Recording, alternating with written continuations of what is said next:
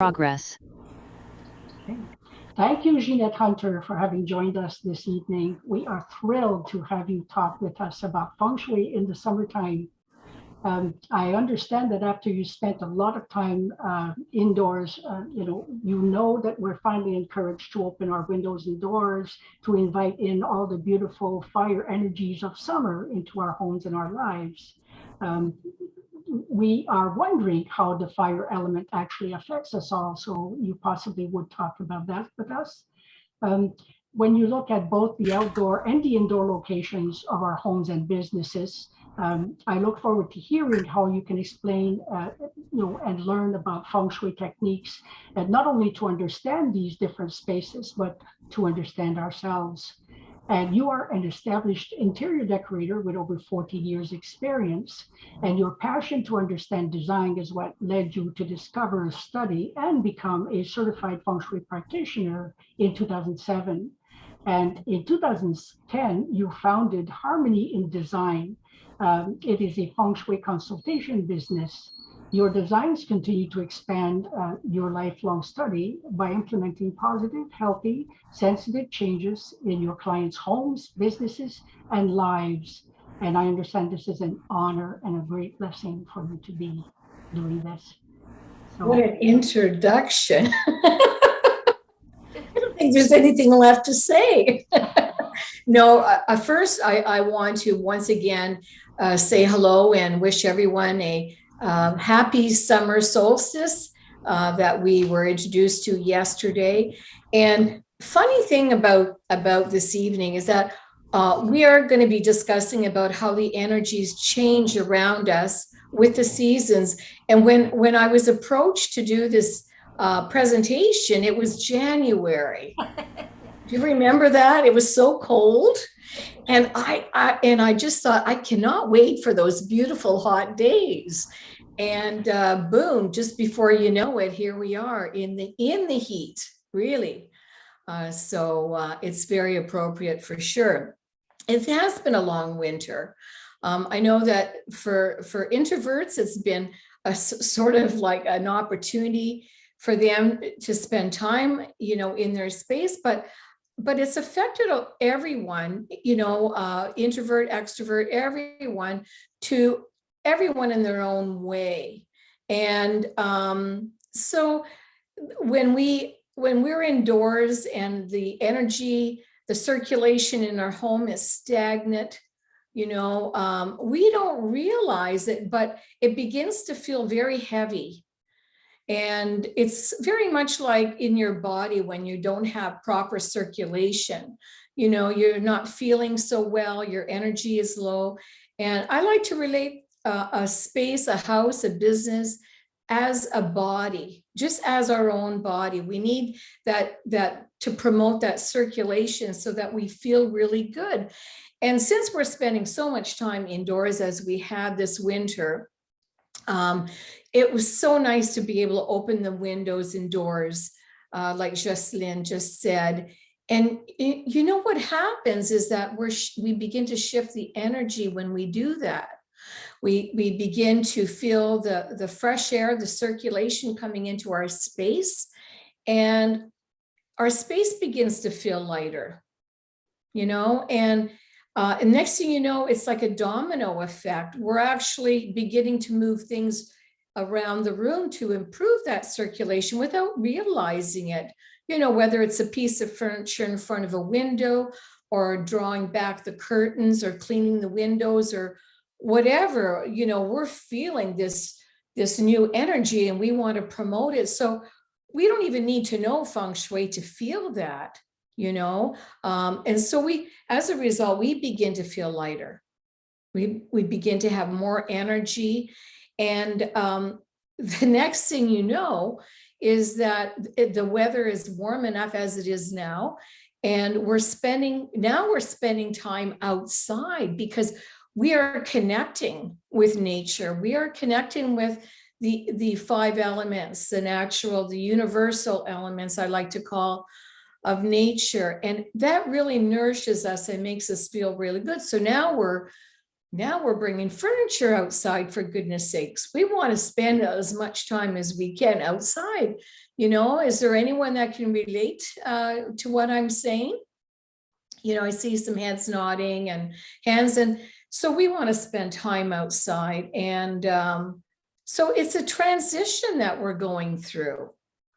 You know, the days have gotten, well, the day has gotten it to its longest yesterday. And so we're staying up. It's 9 o'clock and I'm just starting from my walk at night, you know? And so in the wintertime, can you imagine 9 o'clock at night going out for a walk? I mean, I'm in my pajamas. I don't know about the rest of you. And so Feng Shui is really a study of how the elements and the energy affects the space that you're in and how it affects you as a result. You know, Feng Shui is, I mean, it's a classical, ancient art of design.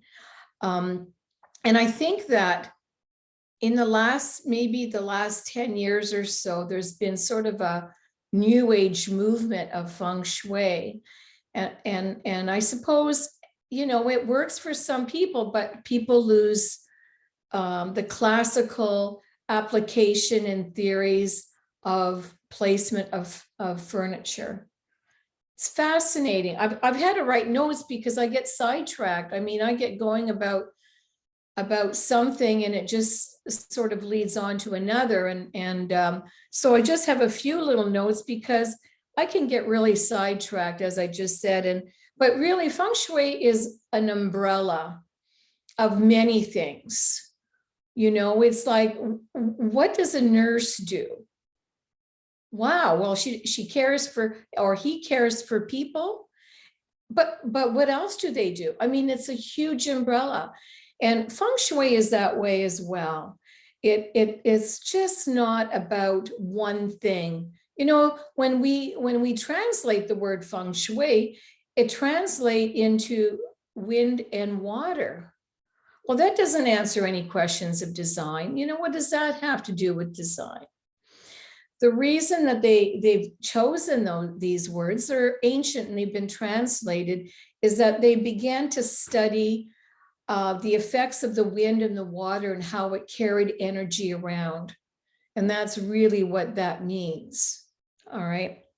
And we do incorporate wind and water as one of our two of our five elements. And I'd like to talk a little bit about that as well. Why do we do this? What is the reason? You know, it isn't a trend. It's about really creating a healthy environment.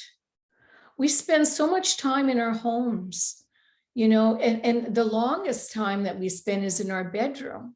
So if our space is not well circulated and balanced to support us, then it's not going to support us. We're not going to feel very good in these spaces. And so what a Feng Shui practitioner does is we come in and we study your space and we try to find where that energy is, and then we try to hone into that energy and we try to improve the circulation. And we do that by movement of objects in your space. And placement of other things, of colors and everything. And so it is so involved. It really is involved. It isn't a weekend course. And, you know, I've had different schools of Feng Shui, and each master has completed the course by saying, now you begin to learn. Once you begin to apply it, you don't learn by reading it, you learn by experiencing it.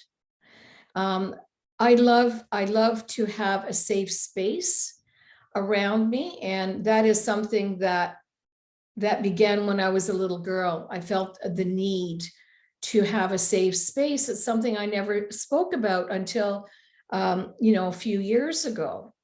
And that's where it began. I needed to feel safe. And and I was really sensitive. I could feel how the energy in a space affected me and how people in a space affected me, how everything affected me. But I'm just a little girl. I don't know what I'm feeling. All I know is if I move something, I feel better about it. So this started a long time ago. And I thought, well, I'm meant to be an interior decorator, right? Because that's what they do, is they create beautiful spaces. But Feng Shui is more than creating a beautiful space. It really has nothing to do with whether the chairs belong with the sofa. It really doesn't matter. It's not judgmental. It's not about how a space looks. When you walk into a home that I have worked on, you wouldn't really know it. You'd feel it. You'd want to come in and you'd want to sit down and you wouldn't really want to go anywhere else. But it has nothing to do with the decor. It took me 40 years to figure that out. And I'm really glad that I have, because now I make sense, when I feel a certain way and I create a design. So how do I do that? How do I do that? Well, it's an understanding of our circulation or energy that's around us. That's where it begins. And also it's an understanding of the elements. Years ago, I'm speaking thousands of years ago, when this all started in the Tang Dynasty from 600 to 900 BC, that people were living outside and they were relying on the resources outside, on the wood and the fire and the metal that was there, and the earth, all the elements. And what happened as time, as we developed homes and towns and then cities, is that we couldn't experience those elements that supported us, that made us feel really good. So we've had to recreate them in a home. And that's really what I'm doing, is I'm recreating nature using the 5 elements, and doing so with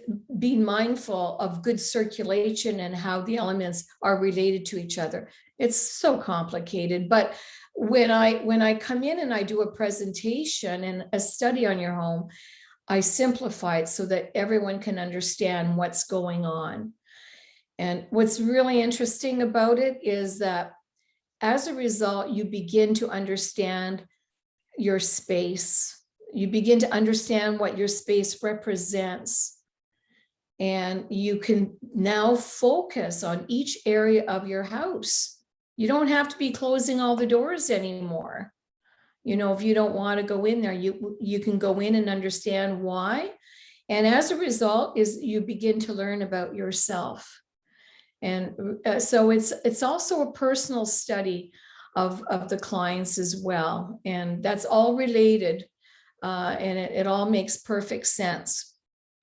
I say to people that if it doesn't make any sense, then it isn't classical Feng Shui. If it doesn't make sense, it's not Feng Shui. I have to look at my notes, because you see, I just sort of went off there. We don't mind at all. It's just been amazing what you've been talking about. Thank you. Oh, well, thank you. The whole intent, why are we doing this? The whole intent is to improve. It's always the focus on positive environment, right? And how good you feel in a space after you've spent some time in there. And so the intent is never meant to hurt anyone. It's never meant to gain from anyone or to take from anyone or anything like that at all. It's not a religion. I have people who think it's a religion, and it's not at all a religion at all. It's practiced all over the world. They might use a different term, but it's India as well as China, all over the world. Feng Shui has been practiced for many years.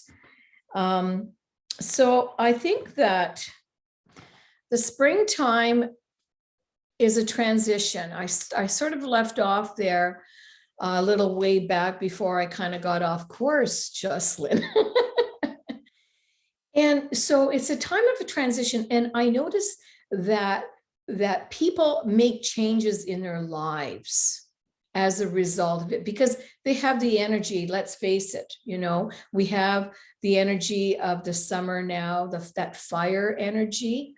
And of course, if we have too much of it, it slows us down, like today, where we don't want to have too much of it, but it's just enough to ignite us. And what happens now is that we brought furniture outside, we brought plants outside. We want to live outside as much as we can if we have the space, for those that are fortunate to have it.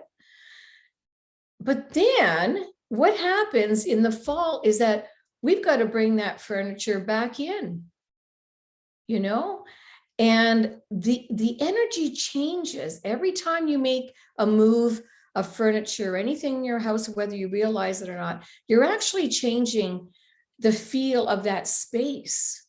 So in the fall, when you come to bring your furniture back in, you know what? You don't even want to bring it or place it where it was before, because it doesn't feel right. So now we're in a whole other new transition where we want to set up our home for another time of transition in the fall leading up into the winter. And so Feng Shui is not just a one-time assessment. Every season has a transition period, and it affects us in our space. And if we are not providing the right environment, then we're not going to feel really good in our space. I mention every now and then in some of my presentations that there are people that don't even enjoy being in their homes. They're always wanting to leave the house. Some people like to travel, and it's been very, very difficult in the last few years. I really don't even need to mention why. And so it's been affecting a lot of people. So for those who've not been feeling well in their space and generally would be going out and they haven't been able to go out, it's been devastating for them, because the workplace maybe supported them, but the home didn't. And now they're working at home or spending more time at home, and they're not feeling supported. People don't think of that their space, could be detrimental to them. It could be very unhealthy. And so I've seen it's been a very interesting 2 years for myself. I like to go into a home and I like to assess hands-on, doing things on the computer. Well, it's doable, but it's really not as effective as if someone is coming in your space and walking around and seeing what's going on and feeling what's going on. So the last 2 years have been very difficult, and I've been trying to work with clients, the best that I can over the computer. And what I do is I present a binder like this with, when I do a study on your space, I provide you with a binder, and there are maps that I will produce from your space, and those maps will give you all kinds of information about your space. And then after that, I provide you with a 10-page written report so that in each room what it is that you can do to change the energy in that space. And I do so with what you already have. I don't like to go in and try to sell products or furniture or anything like that. I like to work with what you already have. If anything, I like to eliminate. I know, and that scares a lot of people. Sometimes we need to eliminate things, and we hang on to them and they're not really healthy for us. They don't really nourish us anymore. And that's a whole other program, you know, in itself. I'm going to look at my notes here. And so I think that I'd like to go back for a minute and talk about the 5 elements. The 5 elements and how they ground us and they feed us and they make us feel alive and everything. And those are water, of course, and we have wood, we have fire, we have earth, and we have metal. And all those elements we already have in our home. And so what I like to do is go in and take a look at what you have in your home. And it really gives me an idea of what element you yourself are, because I also do a personal study as to what element you are. And we tend to wear the same color of clothing. That's usually a clue. I'm normally in black, and I'm so proud to say I'm in navy blue tonight. But that's also water, the color of water. So I can pretty much tell by the surroundings what element supports you and you know, which one destroys you. Behind me, I'm in my office right now, and you're seeing an awful lot of white. And that is representative of metal. And so metal is what supports me as a water element. And so I wear a lot of metal. You know, I always feel better if I have a bit of metal on me as well. And so it's so interesting. So it doesn't just stop, you know, in the room, but it goes beyond it. Then we begin to study the people that are in the space and the elements. And so we place elements that will make them feel better. And that's healthy for them as well. I think that perhaps I'd like to give you a few ideas to think about with 2022. The year that we are in right now is a fire. The element this year is fire. The animal is a tiger. And it's a water tiger. And so we also study what the year represents. The year begins anywhere from January the 30th to February the 4th. We take in consideration the lunar year and for the Chinese New Year. And then we look at the elements of the year, and it gives us sort of some indication as the elements that we need in certain spaces. It just really goes on and on. But 2022 is a year of turbulence. It's definitely a year, everything that has been predicted for this year, which is something that is done every year, is bang on with everything that's going on in the world with our politicians, with our environment. And so we also try to work with those elements in our own space. We cannot control the world. We cannot control anything outside of our home. All we have is our home, so we try to control that. And that is really the study of Feng Shui, is designing a healthy space for you. I would like to say that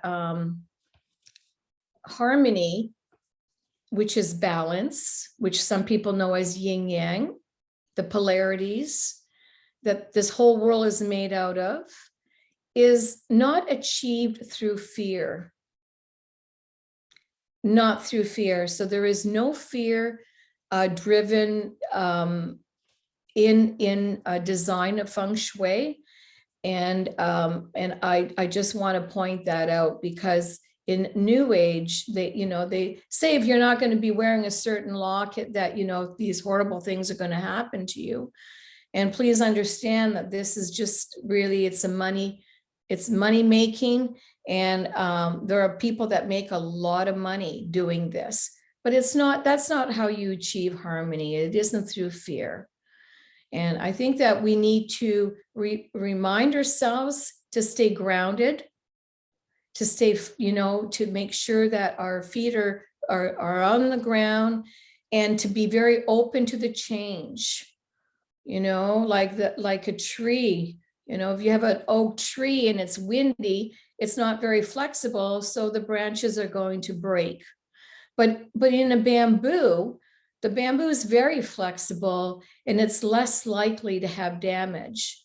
So if we could sort of place ourselves in that analogy where we need to be flexible and just keep looking forward and stay planted, I think that perhaps the remainder of the year might seem a little bit easier for us, because there's an awful lot of negativity and there's a lot of influence.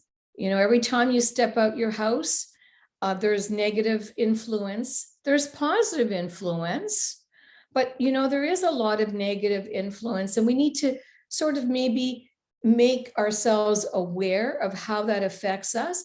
And it goes the other way. Perhaps we're not having a very good day and our influence is affecting someone else that you are around.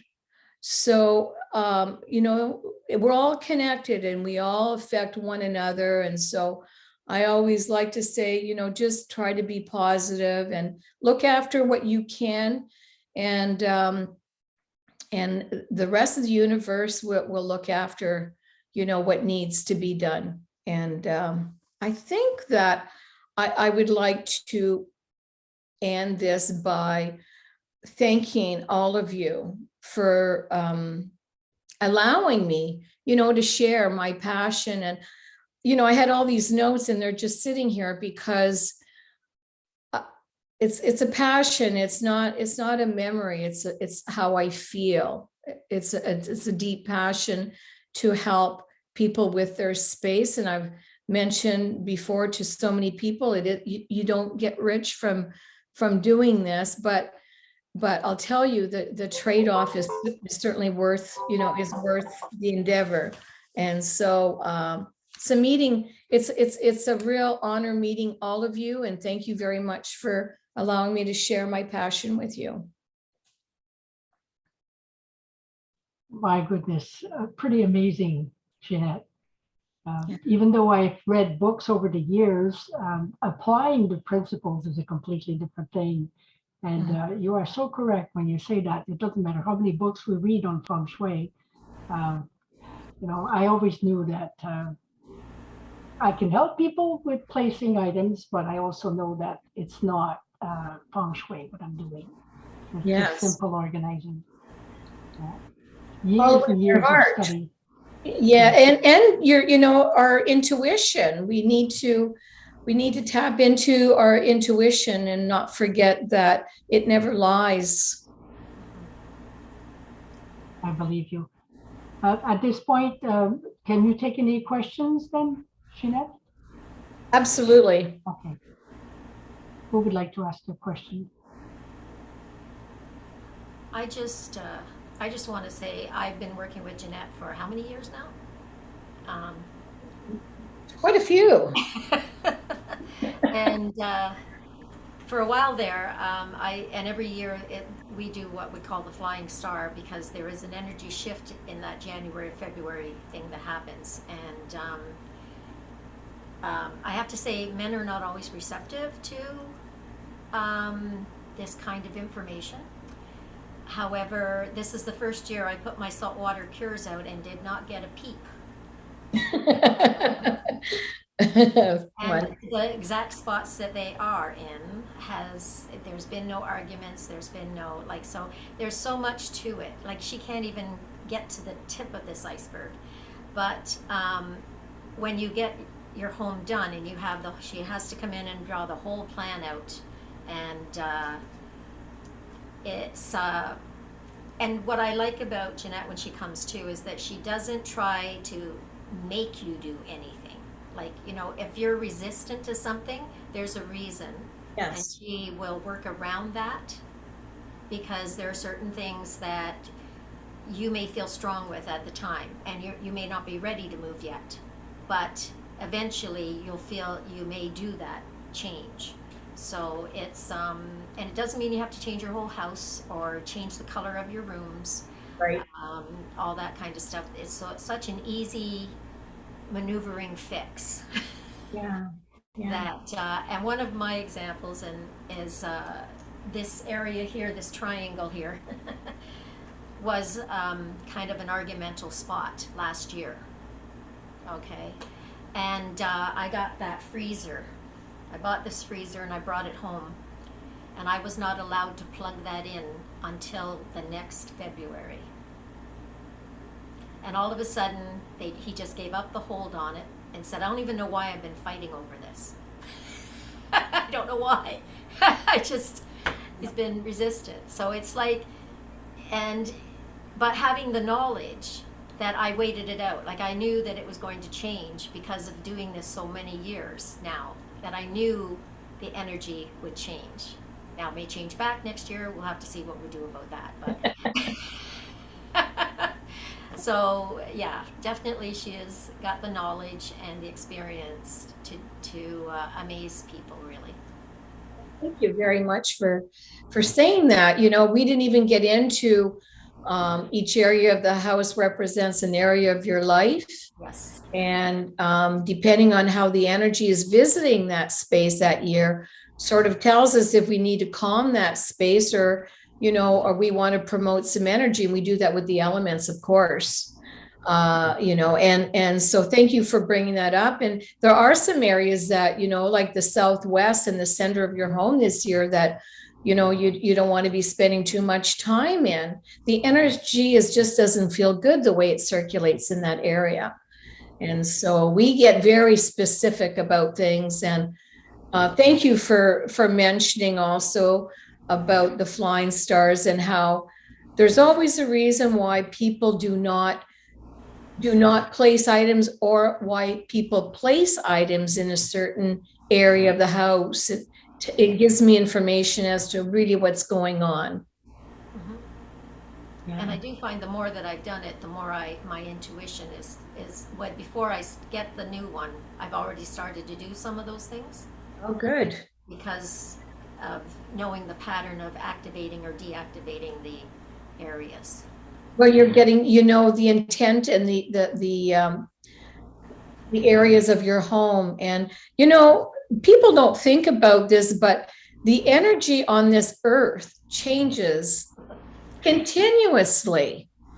And so the way that you're feeling in your room tonight, Carolyn, is not going to be the way that you're going to feel tomorrow night. There will be an adjustment. And so this goes on all year round. But we recognize it. I recognize it once a year, and then I make the changes for the year to acknowledge and to support that. And that is a service that I only provide for clients because now I have a map of your home and I have an understanding of the people in it and how it's going to work. Absolutely fascinating. Yeah, it is. Anyone else has a question? Anne? Well,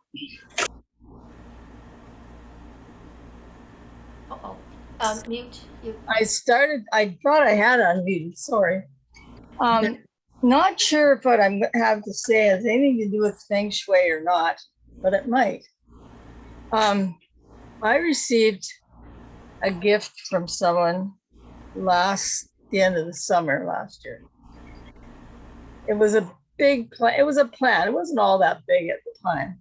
I'm not crazy about looking after plants to start with, but I knew she'd spent a lot of money on it, and I thought you better keep this thing alive. So I did, and it grew and it grew and it grew. It was driving me crazy. So finally one day I thought, I have to get rid of this. I didn't hate it. It was beautiful. The colors were lovely. So one day I got a box, I picked it up, put it in the box and took it to my daughter. And I said, plant this outside or something. And you know, I felt like I'd had a whole weight taken off of me. Yeah. Wow. Wow. Well, it could be one, or it could be several things. And one of them, it could be that the placement where it was in the house, the wood element was maybe not favorable. It could be your own personal element where it was draining you. And it could be that as well. But it could have been interrupting with the circulation of the flow, the circulation of energy in your space as well. And the other thing is, some plants are really not fabulous to have because of their pointy leaves. We call them poison arrows. It's almost as if it feels as though someone's pointing their finger right in front of your nose all the time. It's very uncomfortable. And so some plants will do that, especially if they get out of hand. So it makes sense. You feel, it's affected you. So, yeah, that's interesting. Very interesting. Yeah. Yeah. I mean, I had nowhere else I could put it. That was one important thing. I mean, since it's downsized, we have to keep downsizing.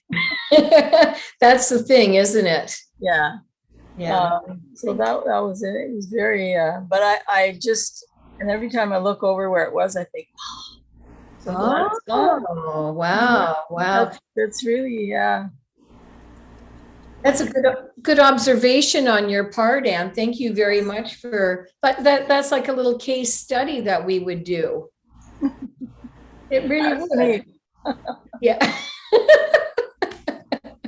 I have 3 little plants that people have given me. I still have them, but I'm so tempted to just chuck them. But I think I don't want to make people feel bad, because I mean, they gave them in love, so to speak. And sure. Yeah. Well, and this happens with a lot of things that we have in our homes. We have things given to us and we don't love them. No. Whether it's an ornament or, and some of the things my father would gift me, I really didn't have the appreciation for it as he did. Mm-hmm. That's a show in itself as well, but his heart was in the right place. And so what happens is we hold on to things that don't resonate very well with us, and they don't make us feel very good. Items in our home should make us feel happy. And if there isn't a purpose for it, or if it doesn't make us feel good, then perhaps it's time to donate it or find a new home for it. And what we do is we end up bringing everything downstairs in the basement. I don't have a basement anymore. That's part of the problem. Oh, well, that's unfortunate. I know what that's like. The basement represents the past. And so we're not living, unless we're living in the past, but few of us go downstairs and socialize in our storage rooms, right? So that's all in the past, and that's why we tend to place things in the basement. They're in the past, so if they're down there and you don't even know you have them, maybe it's time to kind of lighten that up to bring more things downstairs. And it's a domino effect. Yeah. It really is. It starts with one thing and it feels good, like that plant feels good. Then you move something else and then it feels lighter. And next thing you know, you have more energy and the space has more energy to move more things out. But it all begins with one item. You take that step. Yeah, I think it might have given me some, impetus to get rid of a few other things. Well, it might give me some if I ever find the time. Yeah. It does take time to get rid of stuff. That's interesting. Absolutely. When you have these television programs where they renew a house in a weekend or a week. Yeah, right. And they don't talk about how that affects the homeowners. Really, I mean, that would be so upsetting. And it would be interesting to find out afterwards with some of these families, you know, their state of mind and how they feel after all that. It's shifting one thing, you do it slowly, you don't do it all at once. It just begins with a few things at a time. All right, thank you. You're welcome, Ann. I've always So- found when you move into a new place, that is the best time to start. Like if you're going to start fresh with having your floor plan done and having everything, then from there on in, Yes. you've got a good understanding of your home already. I've done that 3 times now with 3 places that I've lived. Yes. Yeah. It Well, is. I don't want to move again, though, Carol. I don't. I but don't like, want you know, Don't tell me. no. Yeah. Oh, but it's better to have it done with your, wherever you are. But I'm just saying that was, once I'd had it done in the place I already was, then I decided that was something, anytime I moved, number 1 on the list of what I was gonna do was that. Yeah, to understand what your house represent, what each room represents.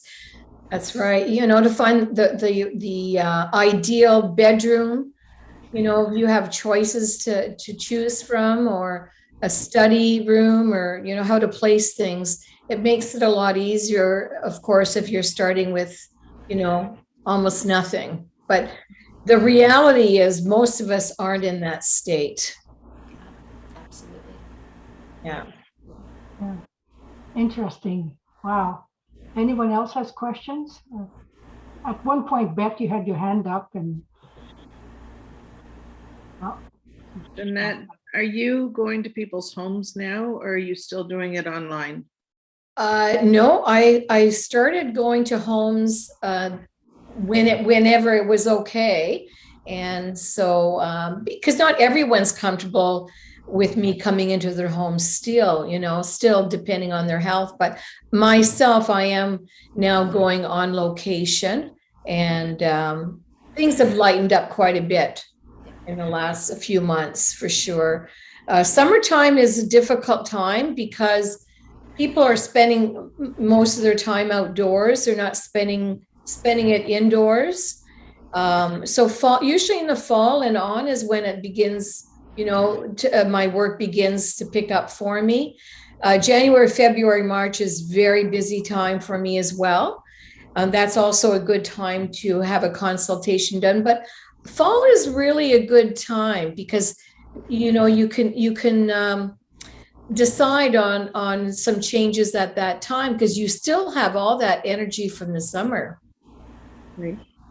Yes, and but yes, I am. To answer your question, I am. Thank you, Wendy. that makes sense. My goodness. Yeah. Anyone else has a question? Oh, looks like we're good for now. We do have access to your website, and so we know that we can contact you with questions, and we are so grateful that you've been here with us this evening. It's just been amazing hearing you talk about this. Thank you very much, Jocelyn. It's really been a lot of fun for me, and a great opportunity to share, as I mentioned earlier. And yeah, a lot of my descriptives of the work that I do and what you can expect is on my website at harmonyindesign.ca. It's all one word. And I'm not a tech person, you know, but I try to keep things as simple as possible on my website so that people can have an understanding of the services. That makes sense. Thank you so much. I will now stop the recording and we will continue with the meeting.